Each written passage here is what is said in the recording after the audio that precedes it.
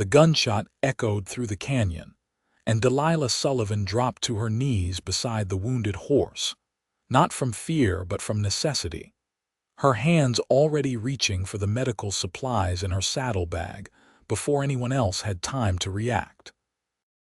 The year was 1876, and Empire City, Colorado sat nestled in a valley where silver mines had drawn fortune seekers and desperate souls alike, though Delilah counted herself among neither category.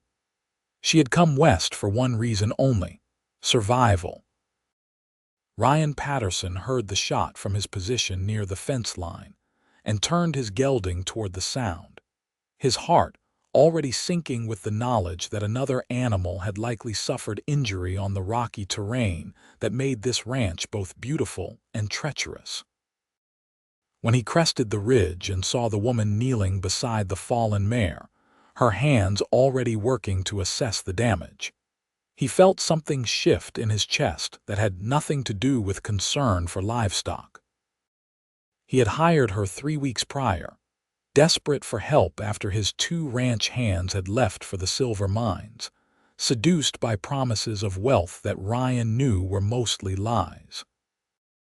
Delilah had appeared at his door with a worn carpetbag, a letter of reference from a ranch in Kansas, and eyes that held more determination than he had seen in most men. She had asked for work, not charity, and had started the very next morning without fanfare or complaint. Now, watching her work on the injured mare, Ryan dismounted and approached carefully, not wanting to startle either woman or horse. The mare had stepped in a gopher hole and gone down hard, and from the angle of her leg, Ryan suspected the worst. "How bad is it?" he asked, keeping his voice low and steady. Delilah did not look up, her fingers gently probing the swollen joint. "Not broken, badly sprained. She will need rest and careful tending, but she will recover." Ryan felt relief wash through him, though he tried to keep it from his face. The mare was young, barely 4 years old, and losing her would have been a significant setback. "You are certain?" "I have treated dozens of similar injuries," Delilah said, finally glancing up at him. Her face was flushed from exertion, her dark hair escaping from the practical bun she wore, and something about the capable confidence in her green eyes made Ryan's breath catch. "My father bred horses in Kansas. I learned young." He nodded, then moved to help her fashion a temporary support for the leg using strips of cloth and 2 straight branches she had already collected. They worked in silence, their movements coordinated despite never having done this together before. Ryan found himself acutely aware of how close she stood, of the faint scent of lavender soap that somehow persisted despite the hard work of ranch life.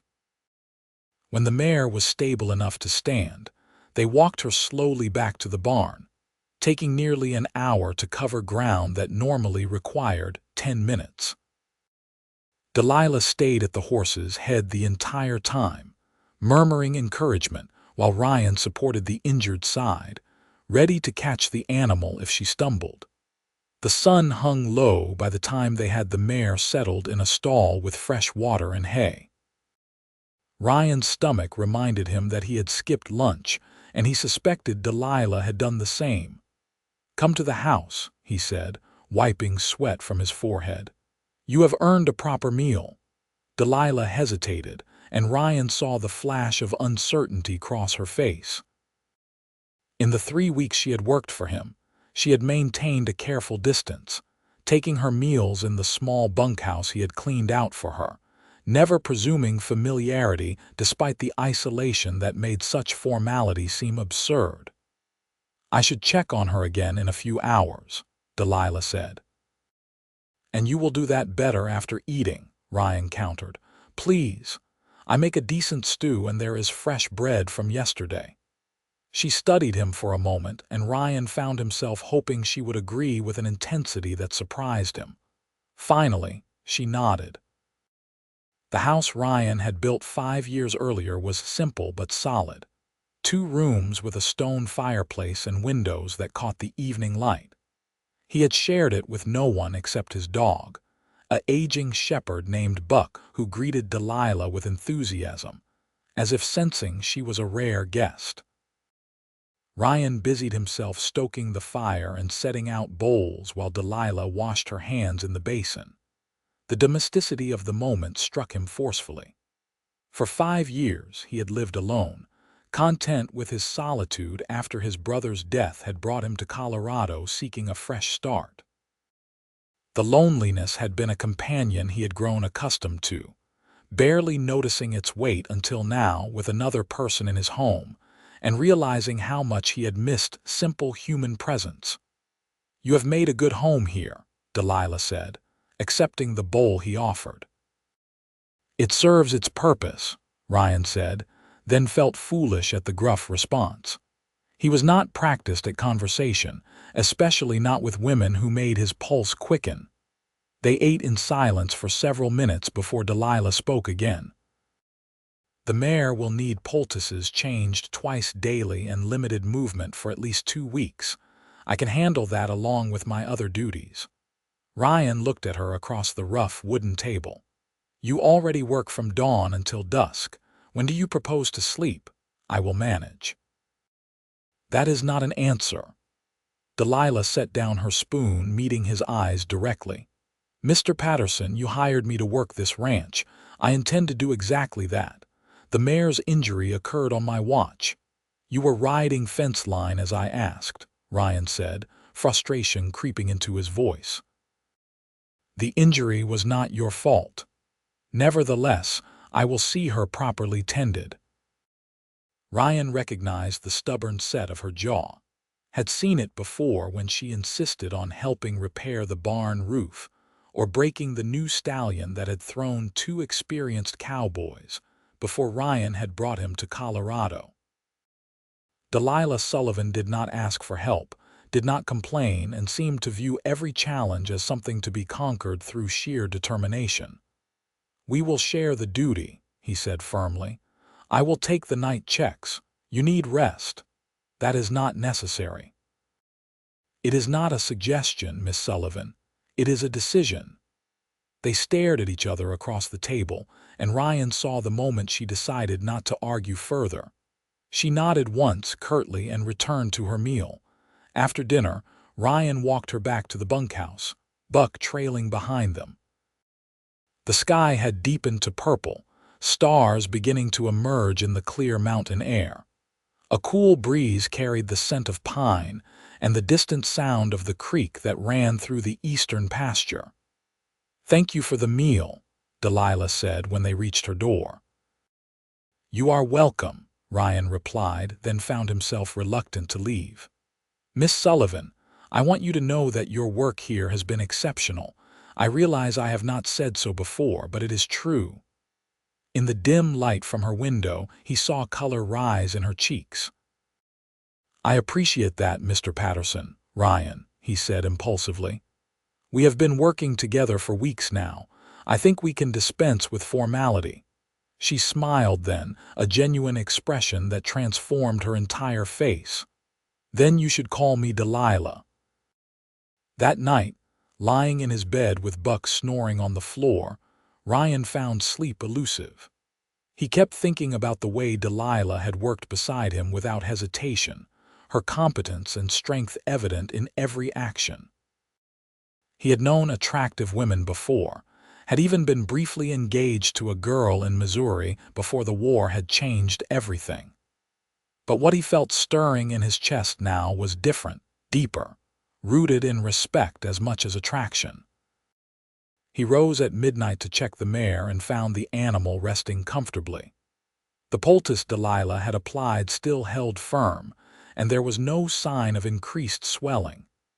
He changed the dressing carefully, using the method she had shown him, speaking softly to keep the horse calm. When he returned to the house, he saw a light still burning in the bunkhouse window. He imagined Delilah reading or perhaps mending clothes by lamplight, and he wondered what had brought her to Colorado alone. The letter of reference had mentioned a family ranch in Kansas, but she never spoke of her past, and Ryan had not pressed, respecting her privacy as he hoped she respected his. The days that followed established a new rhythm. They worked together during daylight hours, their conversations gradually expanding beyond ranch business. Ryan learned that Delilah had two younger sisters who had married and moved to California, that her mother had died when she was 12, and that her father had lost the Kansas ranch to debt 3 years prior, dying of a broken heart shortly after. "I tried to find work there," she told him one afternoon as they repaired a section of fence. "But ranchers would not hire a woman for serious work. They offered me positions as a cook or housekeeper, but I am a better hand than a cook." Ryan hammered in another post, considering his words carefully. "Their loss was my gain." She looked at him quickly, then away, but he saw the pleased smile she tried to hide. The mare's recovery progressed well, and by the end of the second week she was bearing weight on the injured leg without obvious discomfort. Delilah's skill had saved the animal, and Ryan told her so. "You have a gift with horses," he said. "Your father taught you well." "He taught me that animals respond to patience and respect," Delilah said, stroking the mare's nose. "The same things people respond to, really." Ryan found himself moving closer, drawn by an impulse he did not fully understand. "Delilah, I wonder if you might join me for dinner again tonight. I have been practicing my cooking." She turned to face him, and he saw something shift in her expression, a softening around her eyes. "I would like that." That evening, Ryan discovered that his cooking had not improved significantly. But Delilah laughed at his burned biscuits, and the sound filled his house with warmth it had never known. They talked long after the meal ended, Buck sleeping contentedly between their chairs, the fire burning low in the hearth. "Why did you come to Colorado?" Delilah asked, cradling a cup of coffee between her hands. Ryan had not spoken of his past to anyone in Empire City, had kept his grief private and buried. But looking at Delilah across the table, her face open and interested in the firelight, he found the words coming easier than expected. "My brother Thomas and I inherited land in Missouri from our father," he began. "We worked it together for years, building a good operation. Thomas married a wonderful woman named Sarah, and they had a daughter. I was content to be the bachelor uncle, helping raise little Emma." He paused, the familiar ache settling in his chest. Delilah waited patiently, not rushing him. 5 years ago there was a fire. A lantern overturned in the barn. Thomas went in to free the horses. The whole structure collapsed before he could get out. Ryan's voice roughened despite his efforts to control it. "Sarah and Emma moved back to her family in St. Louis. I sold the land. I could not stay there with his ghost in every corner. I came west looking for something new, bought this land, and started over." Delilah reached across the table and placed her hand over his. The gesture was simple, but the comfort it offered was profound. "I am sorry for your loss. He sounds like he was a brave man." "He was the best man I knew," Ryan said. "I think about him every day." "The people we love never truly leave us," Delilah said softly. "My father used to say that grief is love with nowhere to go, but it does find a place eventually if we let it." They sat together in comfortable silence, hands still touching across the table, and Ryan felt something unlock in his heart that had been sealed tight for 5 years. The next morning brought trouble in the form of 3 riders from the Double R Ranch, the largest operation in the valley. Ryan recognized Carl Winters, the foreman, a hard man with a reputation for solving problems with his fists. The other 2 were hired hands Ryan knew by sight but not by name. "Patterson," Winters called out as Ryan emerged from the barn, Delilah close behind him. "We have got a problem." What kind of problem? Your fence line is off.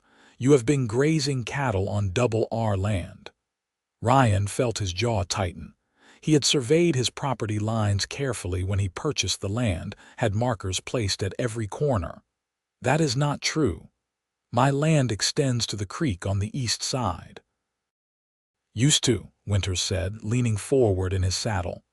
Mr. Richards had the land surveyed proper last month. Turns out that creek runs through double R property. Has for years. I have a deed that says different. Winters smiled without humor.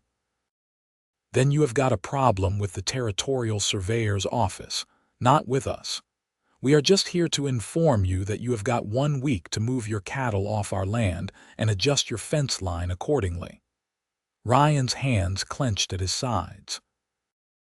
Losing that grazing land would mean selling off 1/3 of his herd, maybe more. It would cripple his operation. I want to see this survey.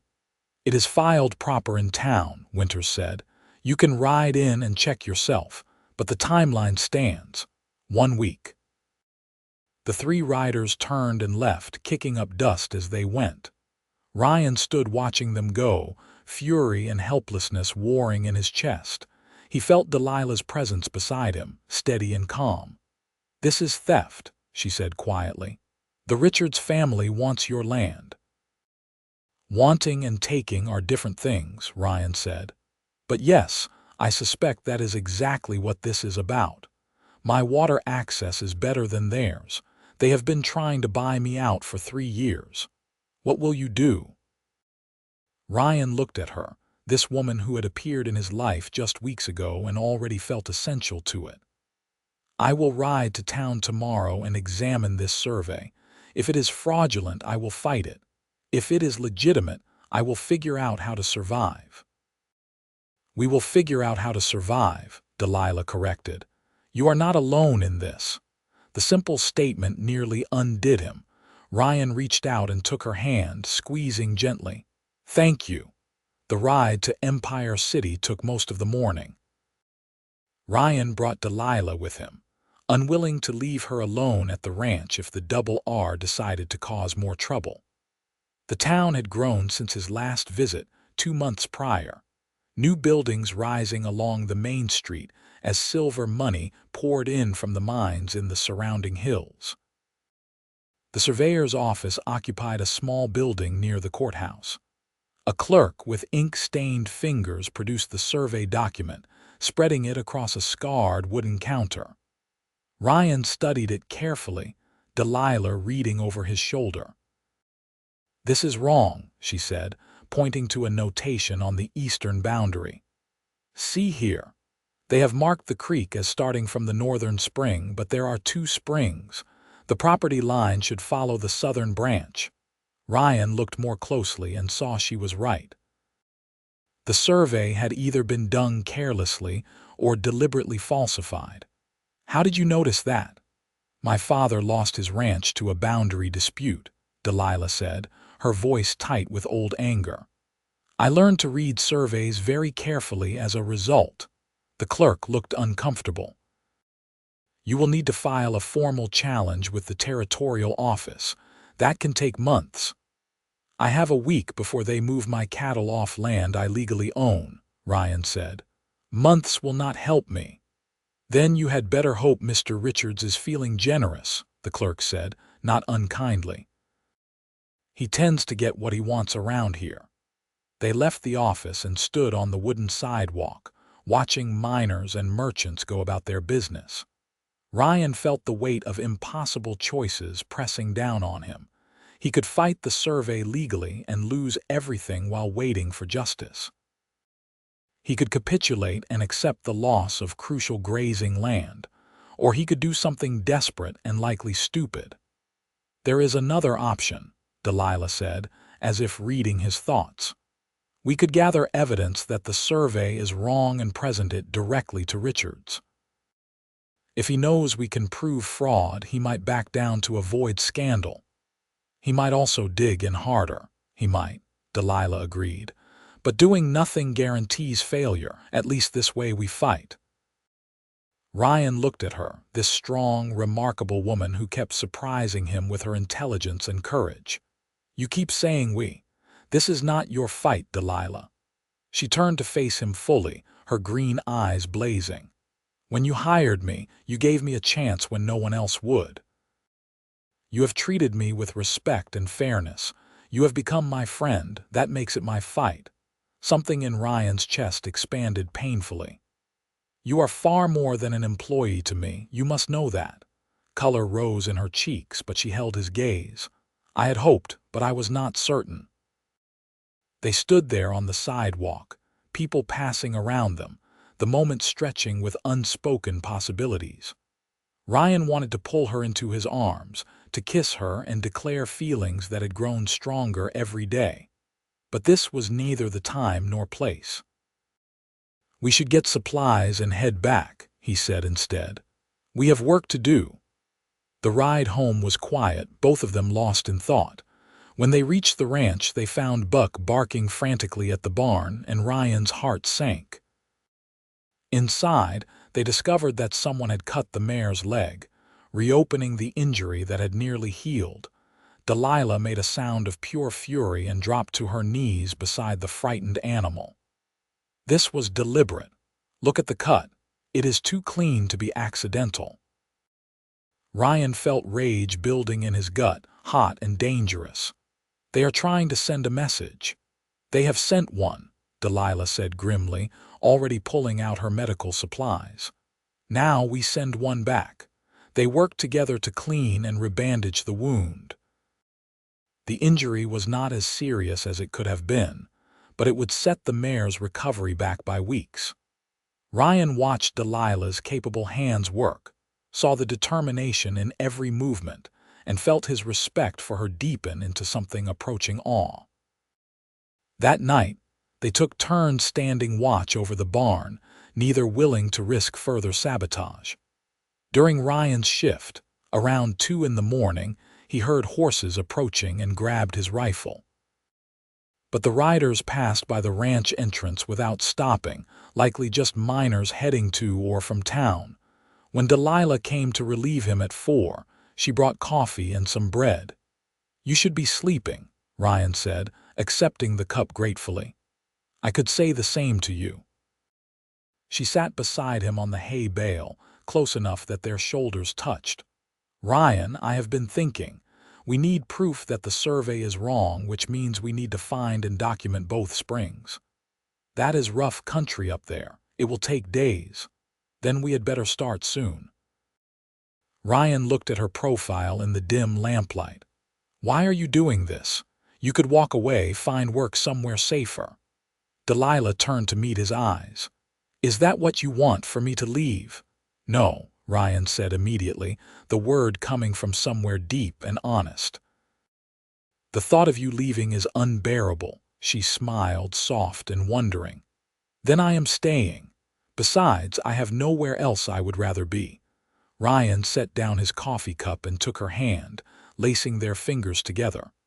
"Delilah Sullivan, you are the most remarkable woman I have ever known." "You have not known many women," she teased, but her voice was gentle. "I have known enough to recognize someone extraordinary." He lifted her hand to his lips and kissed her knuckles softly. "When this is over, when we have saved the ranch, I would very much like to court you properly." Delilah's breath caught. "When this is over, I would very much like to be courted properly." They sat together in the barn as dawn slowly lightened the sky, hands clasped, the future uncertain but no longer quite so lonely. 2 days later, they rode into the high country with enough supplies for a week. The terrain was exactly as rough as Ryan had anticipated, rocky slopes covered with pine and aspen, the air thin and crisp at elevation. They followed the creek upstream, mapping its course carefully against the survey document. On the 3rd day, they found the southern spring, exactly where Delilah had predicted based on old property descriptions. Ryan took careful measurements and notes while Delilah sketched the landscape, creating a detailed map that showed the true boundary line. This proves the survey is wrong, Ryan said, studying their documentation. The creek that forms my eastern boundary starts here, not at the northern spring 2 miles away. Now we just have to convince Richards, Delilah said. They made camp that night in a sheltered valley, the horses picketed nearby, a small fire burning between them. The stars overhead were brilliant, undimmed by any town lights, and the silence was broken only by the wind in the trees and the occasional call of a night bird. "I love it out here," Delilah said, gazing up at the sky. "The openness, the wildness. Kansas was beautiful, but it was different. Tamer somehow." "The mountains get into your blood," Ryan agreed. "I cannot imagine living anywhere flat again." She looked at him across the fire. "Do you think you will stay here, even if we lose the fight with Richards?" "I will stay," Ryan said firmly. "This is my home now. I will find a way to make it work." He paused, then added, "I hope you will stay too." "As what? Your ranch hand?" Ryan stood and moved around the fire to sit beside her. "As whatever you want to be, my partner, my wife if you will have me." "I know we have not known each other long, but Delilah, I have never been more certain of anything in my life. You are strong and capable and brave. You make me want to be better. You make me believe I can survive anything as long as you are beside me." Delilah's eyes were bright in the firelight, emotion clear on her face. "Ryan Patterson, I left Kansas believing I would spend my life alone, that no man would ever see past my stubbornness and independence. But you see those things and value them. You treat me as an equal. I love you for that, and for 100 other reasons I am still discovering." Ryan cupped her face in his hands, his thumb brushing her cheek. "You love me." "I do," she whispered. "Completely." He kissed her then, soft and reverent, pouring 5 years of loneliness and hope into the connection of their lips. She responded with equal tenderness, her hands coming up to rest against his chest, and Ryan felt something fundamental shift in his world. The grief he had carried for so long did not disappear, but it made room for this new feeling, this overwhelming love for the woman in his arms. When they finally pulled apart, both breathless, Ryan rested his forehead against hers. "Will you marry me?" "I know the timing is poor with everything uncertain, but I do not want to wait to make you mine." "Yes," Delilah said, laughing and crying at the same time. "Yes, I will marry you."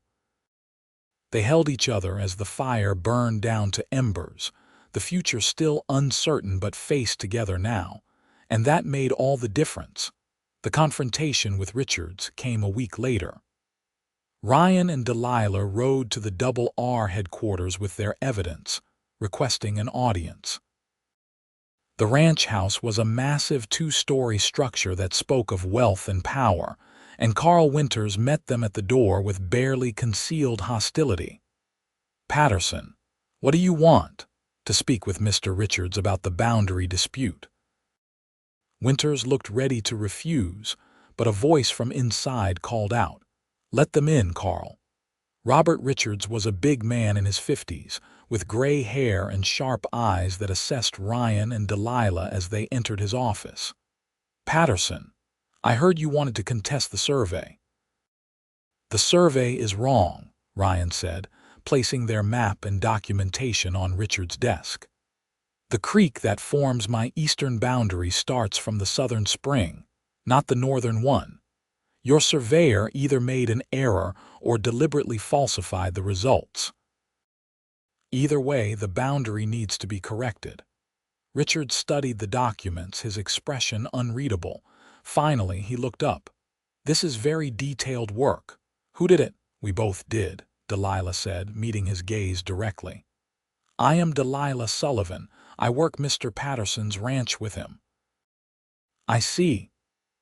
Richards leaned back in his chair, steepling his fingers. "And you believe this proves the survey is wrong?" "It does prove it," Ryan said. "You can verify our findings yourself. Ride up to the springs and check. The southern spring is the source of the creek that runs through my land. That makes it the legal boundary according to my deed. Even if you are right, challenging a filed survey will take months in court, Richards said. You cannot afford that kind of fight. We can afford whatever is necessary to protect what is ours, Delilah said firmly. Richards studied her for a long moment, then surprised them both by smiling. You have got spirit, Miss Sullivan. I respect that. He turned to Ryan. I will be honest with you, Patterson. I wanted your land, still do. The water access is better than mine, and I have got cattle that need it. But I am not a thief, and I do not conduct business through fraud. He stood and extended his hand to Ryan. I will have my own surveyor verify your findings. If you are right, I will withdraw my claim and we will reset the boundary to the legal line. If you are wrong, you move your cattle within the week.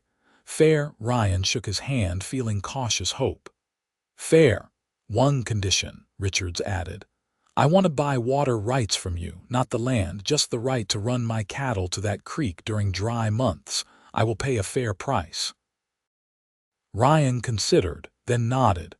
We can negotiate terms. They left the Double R with a tentative agreement, pending verification of the survey. On the ride back, Delilah was quiet, and Ryan finally asked what she was thinking. I was thinking about what you said to Richards. You called the land ours, our land our findings. That is what it is, Ryan said. Everything I have is yours, Delilah. I mean that. She smiled, bright and beautiful. Then I suppose we should start planning a wedding. The verification took 2 weeks, during which Ryan and Delilah worked the ranch and made quiet preparations for their marriage. The territorial surveyor confirmed their findings, and Richards proved true to his word, withdrawing his claim and agreeing to pay a yearly fee for water rights that would provide Ryan with crucial additional income. They married on a cool October morning, the ceremony performed by the Methodist minister in Empire City, with Buck as their only witness besides the preacher's wife. Delilah wore a simple blue dress that matched her eyes, and Ryan had shaved and worn his best suit, feeling awkward and happier than he could remember being in years. Do you, Ryan Patterson, take this woman to be your lawfully wedded wife? The minister asked. I do, Ryan said, looking at Delilah and meaning it with every fiber of his being. And do you, Delilah Sullivan, take this man to be your lawfully wedded husband? I do, Delilah said, her voice strong and sure. When the minister pronounced them married, Ryan kissed his wife with more enthusiasm than decorum, making the preacher's wife giggle and Buck bark excitedly. They spent their wedding night at the small hotel in town, the nicest accommodation Empire City could offer. Ryan had worried it would not be fancy enough, but Delilah seemed delighted, exclaiming over the real mattress and the copper bathtub. Later, lying together in the dark, Ryan held his wife and marveled at how completely his life had changed in just 3 months. Are you happy? He asked, needing to hear the answer. Delilah turned in his arms to face him. Happier than I ever imagined I could be.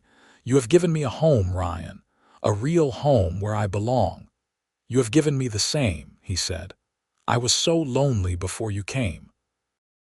I did not even realize how much until you were there, making everything better.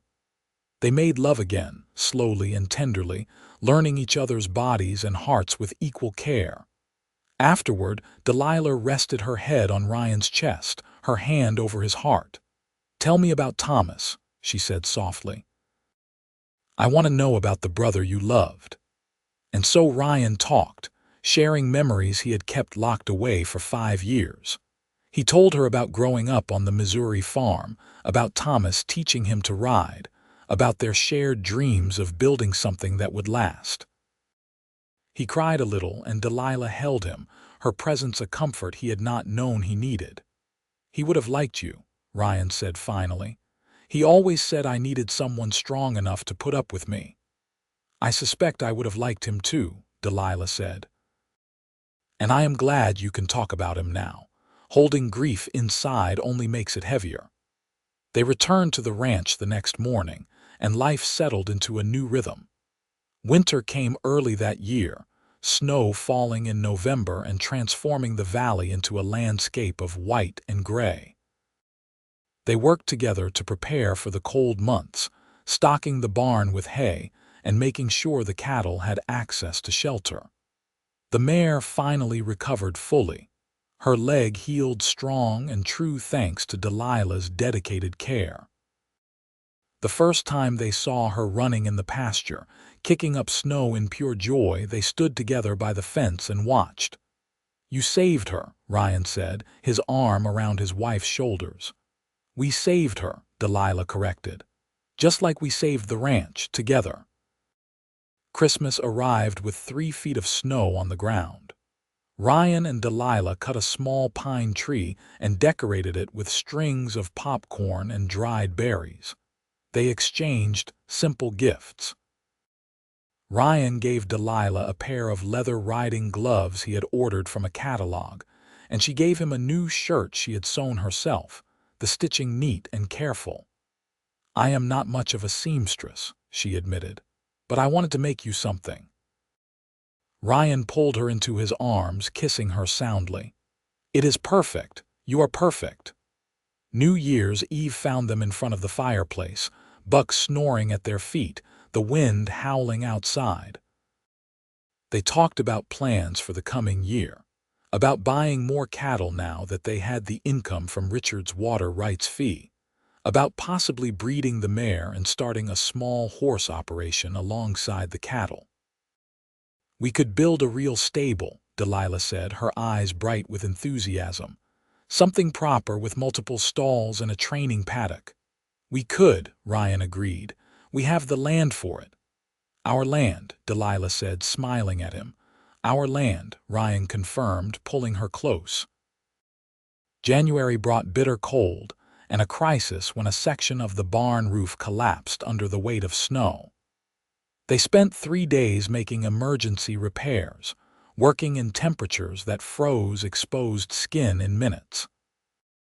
Delilah never complained, hauling lumber and hammering nails beside Ryan, her determination fierce and unwavering. "This is what you saw in me, is it not?" Ryan asked one afternoon, watching her secure a particularly difficult corner brace. "You saw that I would not quit." "I saw that we were alike," Delilah said. "Both of us too stubborn to give up, even when it might be easier. I knew we would be good partners." "You were right," Ryan said. "About everything." By February, the worst of winter had passed, and Delilah noticed changes in her body. When her monthly courses did not come, she waited another month before saying anything, wanting to be certain. When the second month passed, she told Ryan one morning over breakfast. "I think I am with child," she said, watching his face carefully. Ryan froze, his coffee cup halfway to his mouth. Then a smile spread across his face so wide and genuine that Delilah felt her heart swell. "Truly, I believe so. It is still early, but the signs are there." Ryan set down his cup and pulled her into his arms, holding her as if she were made of glass. "A baby, our baby. Are you happy?" Delilah asked, though she could see the answer in his face. "Happy does not begin to cover it," Ryan said. "Terrified too, if I am being honest, but mostly happy." They told no one else until Delilah was clearly showing, not wanting to risk the jinx of early announcement. By summer, her condition was obvious, and she had to stop doing the heaviest ranch work. Ryan hired a young man from town to help with the summer workload, but Delilah still insisted on doing what she could, tending the horses and keeping the ranch accounts. "You need to rest," Ryan would say, finding her in the barn when she should have been napping. "I am pregnant, not ill," Delilah would counter. "I will rest when I am tired."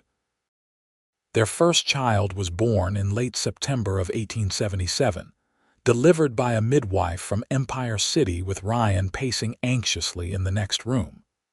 The labor was long and difficult, and Ryan aged 10 years in those terrible hours, listening to his wife's cries and feeling utterly helpless. When the midwife finally called him in, he found Delilah exhausted but smiling, a tiny bundle in her arms. "A son," she said softly. "We have a son, Ryan." Ryan approached carefully, still terrified despite the evidence that both mother and child had survived. The baby was impossibly small, red-faced and wrinkled, with a shock of dark hair and lungs that worked perfectly based on the volume of his cries. "Can I hold him?" Ryan asked. Delilah carefully transferred the baby to his arms, and Ryan looked down at his son with wonder. "He is perfect." "What should we name him?" Delilah asked. Ryan thought for only a moment. "Thomas, if that is all right with you, for my brother." Delilah's eyes filled with tears. "Thomas Patterson, it is a strong name, he would have been honored." Little Thomas proved to be a demanding baby, waking frequently to nurse, and possessing an impressive ability to project his displeasure when not immediately attended. But Ryan and Delilah navigated the challenges of new parenthood together, supporting each other through the exhaustion and uncertainty. Ryan discovered reserves of tenderness he had not known he possessed, spending hours walking the floor with his son, singing off key lullabies and telling stories about the uncle the boy would never meet but whose memory would live on through him. The ranch continued to prosper. The deal with Richards proved mutually beneficial, and Ryan's reputation for honest dealing spread. Other ranchers began approaching him for advice or partnership opportunities.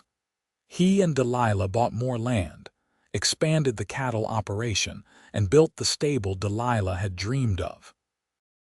By Thomas's second birthday, they had a thriving horse breeding program, with Delilah's expertise producing animals known throughout the territory for their quality. She worked with pregnant Thomas on her hip, later with him toddling after her, learning to love horses as she had learned from her own father. "You are raising him exactly right," Ryan said one afternoon, watching Delilah show Thomas how to brush a gentle mare. "I am raising him to work hard and respect animals," Delilah said. "Everything else will follow." Their second child came in the spring of 1880, another difficult birth that left Ryan shaken and even more grateful than before when both wife and baby survived. This time it was a daughter, small and delicate with Ryan's blue eyes and Delilah's determined chin. "Rebecca," Delilah said, looking at the baby with exhausted adoration. "For my mother." "Rebecca Patterson," Ryan agreed. "Welcome to the family, little one." Thomas, now nearly 3, was fascinated by his baby sister, wanting to help with everything and occasionally needing to be reminded to be gentle. Ryan watched his family with a contentment so deep, it sometimes brought tears to his eyes. The years rolled forward in a pattern of hard work and simple joys. Empire City grew around them, the silver boom bringing wealth and chaos in equal measure, but the Patterson Ranch remained a haven of relative calm. They hired more help as the operation expanded, but Ryan and Delilah remained deeply involved in every aspect of the work. In 1882, Carl Winters appeared at their door with an unusual request. He was getting married and wondered if they had a horse suitable for his bride, who had grown up riding in Texas and had specific requirements. Delilah showed him several animals before bringing out a beautiful gray mare with a gentle temperament and smooth gaits. Winters took one look and bought her on the spot, paying more than the asking price. "You folks have built something impressive here," Winters said as Ryan wrote up the bill of sale. "Richards was right to work with you instead of against you." After he left, Ryan pulled Delilah into his arms. "Do you remember when he rode up here to threaten us, when we thought we might lose everything.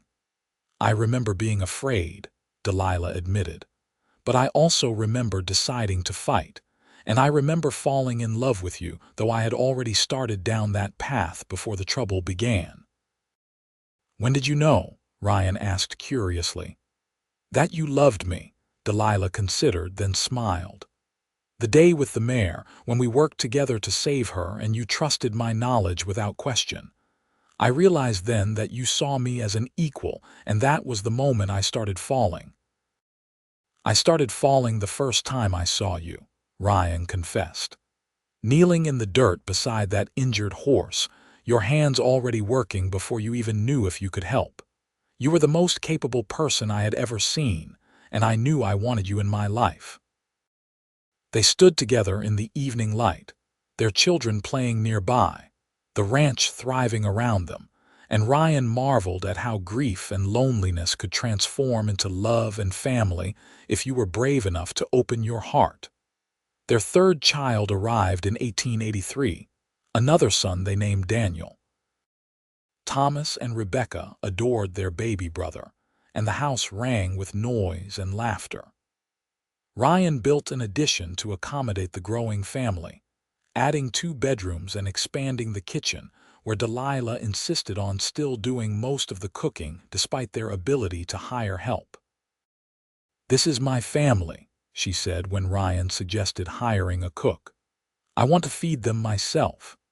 By 1885, the Patterson Ranch was among the most successful operations in the territory.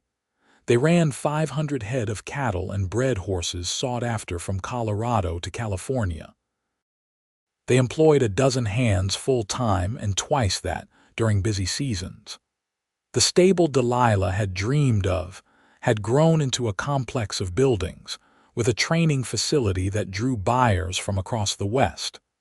But success did not change the fundamental nature of their partnership. They still worked side by side, still made decisions together, still treated each other with the respect and love that had formed the foundation of their relationship. One evening in late summer, with the children finally asleep and the ranch quiet, Ryan and Delilah sat on the porch they had built the previous year. Buck had died 2 years prior, and they now had a young shepherd named Scout who dozed at their feet. "You ever miss Kansas?" Ryan asked, holding his wife's hand. Delilah leaned her head on his shoulder. "Sometimes I miss my father and the way life was before we lost everything. But I do not miss the life I would have had if I had stayed. I would never have found work that satisfied me. I would never have found you." "I thank God every day that you walked into my life," Ryan said. "You saved me, Delilah, from loneliness, from grief, from giving up." "We saved each other," Delilah corrected. "You gave me a chance when no one else would. You treated me as a partner, not a burden. You loved me for being strong instead of resenting it." "How could I resent the very qualities that make you remarkable?" Delilah laughed softly. "You would be surprised how many men find capable women threatening." "Their loss," Ryan said, kissing her temple. "Their tremendous loss." The years continued to pass in a blur of seasons and growth. Thomas grew into a serious boy with his father's steady nature and his mother's skill with horses. Rebecca proved to be fearless, climbing everything and trying to keep up with her older brother. Daniel was the charmer, quick with a smile and a knack for getting into mischief. In 1887, Robert Richards died, leaving the double R to his son Henry, who proved to be an even better neighbor than his father had been. The water rights agreement continued, and Henry often consulted Ryan on ranch management questions. "Your place runs smoother than ours despite being smaller," Henry said one afternoon. "What is your secret?" Ryan smiled, watching Delilah work with a yearling in the training paddock. "Marrying the right woman. Everything else follows from that." A fourth child arrived in 1888, a daughter they named Sarah in honor of Ryan's sister-in-law. Thomas, now 11, was old enough to be genuinely helpful with the baby, while Rebecca, at 8, took her role as big sister very seriously. Daniel, at 5, was less interested in the baby than in the new litter of puppies Scout had produced. The house expanded again, becoming a rambling structure that reflected the family living within its walls. Delilah had finally agreed to hire help with the housework, bringing in a widow from town who appreciated the steady employment and did not mind the chaos of 4 children. Empire City had evolved from a rough mining town into a proper city, with churches and schools and even a small opera house. The silver veins were playing out, but the town had diversified enough to survive. The Patterson children attended school there, riding in with one of the ranch hands each morning and returning in the afternoon. Ryan and Delilah began to slow down as they entered their 40s, hiring a foreman to handle some of the day-to-day operations while they focused on the larger business decisions and the horse breeding program that remained Delilah's passion. "I never imagined I would have all this," Delilah said one morning, watching their children prepare for school. "A husband I love, beautiful children, meaningful work, and a home that is truly mine." "Ours," Ryan corrected automatically, making her smile. "Ours," she agreed. In 1892, Thomas turned 15 and announced he wanted to learn the ranching business seriously, not as a child doing chores but as a future partner. Ryan felt pride swell in his chest as he showed his son the account books and began explaining the financial aspects of running a large operation. Rebecca, at 13, declared she wanted to focus on the horse breeding program with her mother, showing the same intuitive understanding of animals that Delilah possessed. Daniel, at 10, was still figuring out what interested him, while Sarah, at 4, followed everyone around demanding to help with everything. "We have built something that will last," Ryan said to Delilah one night. "Something we can pass on to them." "We have," Delilah agreed. "A legacy of hard work and love." The turn of the century found the Patterson family celebrating with the entire town of Empire City. Ryan was 52, Delilah 48, and they stood with their children and grandchildren. Thomas had married young and already had 2 sons, watching fireworks light up the Colorado sky. "Did you ever imagine this?" Delilah asked, her hand in Ryan's. "When you were alone in Missouri grieving your brother?" "Never," Ryan said honestly. "I thought I would live and die alone. You gave me everything, Delilah. A family, a purpose, a reason to wake up grateful every morning." "You gave me the same," she said. "I was so lost when I came here. I had nothing but determination and hope. You saw past the dirt and the desperation to the person I could be."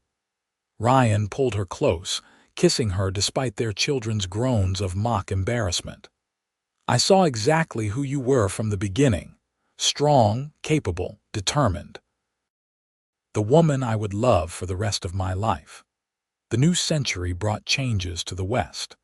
The frontier was officially declared closed, and Colorado had long since achieved statehood. The wild lawlessness of Ryan's early days in Empire City had given way to civilization and order. But the Patterson Ranch remained a constant, adapting to changes while maintaining its essential character. In 1905, Ryan and Delilah celebrated their 28th wedding anniversary with a party that brought together family, friends, and business associates from across the region. Henry Richards gave a toast praising their partnership and success. The Methodist minister who had married them, now quite elderly, offered a blessing, and their children, now mostly grown, presented them with a photograph of the entire family, carefully posed and preserved. "Look at what we made," Delilah whispered to Ryan as the party continued around them. "Not just children and grandchildren, but this whole life, this community." "I look at it every day," Ryan said, "and I am grateful." Ryan fell ill in the spring of 1910, a sudden weakness that the doctor could not fully explain. He recovered slowly, but the experience reminded them both that their time was not infinite. They began making plans for succession, bringing Thomas more fully into the business decisions and ensuring Rebecca understood the horse operation completely. "I am not ready to let go," Ryan admitted to Delilah one afternoon. "There is still so much I want to do, so much time I want with you." "Then we will fight for every day," Delilah said firmly, "just like we have always fought for everything worth having." Ryan regained much of his strength over the summer, though he never quite returned to his previous vigor. He learned to delegate more, to trust in the foundation they had built and the children they had raised. Thomas proved to be a natural leader, handling the cattle operation with skill and judgment. Rebecca's horses were winning competitions across the West, bringing prestige and profit. In 1912, Daniel announced he had been accepted to the new agricultural college in Fort Collins, wanting to study modern ranching techniques and bring that knowledge back to the family business. Sarah, at 18, had surprised everyone by showing an interest in the financial side of the operation, poring over account books with an enthusiasm that made her mother laugh. "She is more like you than I am," Rebecca joked. "That head for numbers." "Everyone brings different strengths," Delilah said. "That is what makes a family business work." The 20th anniversary of the new century found Ryan and Delilah in their 60s, still active but increasingly content to let the next generation take the lead. They had 7 grandchildren now, with more expected, and the ranch had expanded to nearly 2,000 acres. On a warm evening in June of 1920, Ryan and Delilah sat on their porch watching the sunset paint the mountains gold and purple. Scout had long since joined Buck in the small cemetery behind the barn, and a new dog, a sweet-natured mutt named Daisy, slept at their feet. 43 years, Ryan said, taking Delilah's hand. 43 years since I hired a desperate woman who turned out to be the love of my life." Delilah squeezed his fingers gently. 43 years since a lonely cowboy gave me a chance and saw strength where others saw only stubbornness." "I saw everything," Ryan said, "from the very first moment." They sat in comfortable silence as the stars began to emerge. The ranch was quiet, the work done for the day, their children and grandchildren scattered between the main house and the new houses that had been built to accommodate the growing family. "You have any regrets?" Delilah asked. Ryan considered the question seriously. "I regret that Thomas did not live to see what we built. I regret the years I wasted in loneliness before you arrived. But overall, no, this life, our life together, has been more than I ever dreamed possible." "Mine too," Delilah said softly. "Every hard day, every challenge, every moment of uncertainty was worth it to end up here with you." Ryan lifted her hand to his lips and kissed it tenderly. "I love you, Delilah Patterson, more today than yesterday and less than tomorrow." "Always the poet," she teased, but her eyes were bright with tears. They remained on the porch until full dark, reluctant to end the perfect moment. Finally, as the evening grew cool, they went inside to the home they had built together. A home filled with love and memory and the promise of future generations. In the years that followed, they gradually stepped further back from daily operations, becoming advisors and observers rather than primary workers. They spent their time with grandchildren, teaching them to ride and rope and respect the land. They traveled a bit, visiting Rebecca in California, where she had established her own breeding program, and Daniel in Fort Collins, where he had taken a teaching position at the agricultural college. Ryan's health declined slowly but steadily through the 1920s. He never fully recovered the vitality he had possessed before his illness in 1910. but he remained sharp and engaged, still offering wisdom and guidance to his children and grandchildren. On a crisp autumn morning in 1927, Ryan woke before dawn as he had done for 50 years. He looked at Delilah sleeping beside him, her hair now completely silver, her face lined with age and laughter, and felt overwhelmed with love. He rose carefully, not wanting to wake her, and went to the porch to watch the sunrise. The ranch spread out before him, buildings and fences and pastures that represented a lifetime of work. The cattle were fat and healthy, the horses in the paddock moved with grace and power, and smoke rose from the chimneys of the houses where his children and their families lived. This was what he and Delilah had built together. Not just a successful business, but a legacy of hard work, integrity, and love. A place where family came together, where the next generation learned the values of the previous one, where the land was respected and cared for.